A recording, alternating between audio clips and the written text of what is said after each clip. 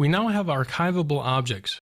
In this lesson, we'll implement some persistence behavior so we can easily save and load our albums. I'll begin by creating two new methods on album, findAll and save. The findAll method will be a class method to load an array containing all of our saved albums, and save will be used to save new albums to our list. So I'll define my findAll method and define the save method.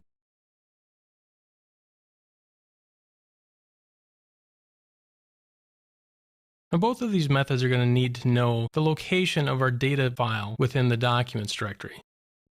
So let's create a private method to do that. I'll create a class method called iMusicDataURL. And just like we had in our view controller, we're defining a URL that identifies the location of that file on disk. And then in the findAll method, I'll create an instance of NSData with the contents of that URL.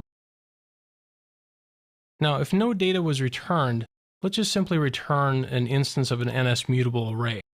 So if no data was returned, this means we haven't yet written the file.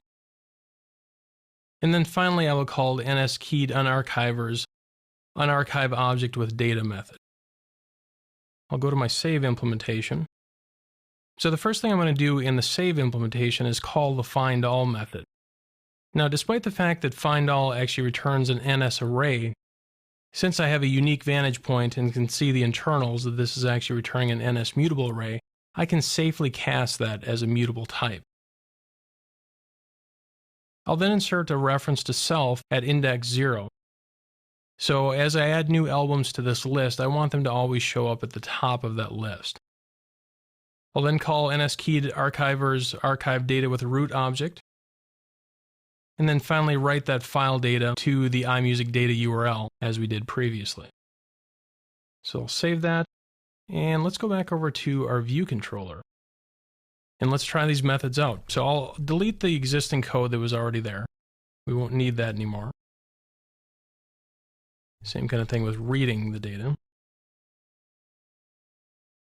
So I have an artist, I have an album, and let's create another instance of an album as well. We'll just call this one album 2. Give this a value 2. And we'll call this one revolver. So on each one of these I can call save. And then to read the data, I'll have an NS array, which is my albums. And I will call album findAll. Let's just iterate through each album.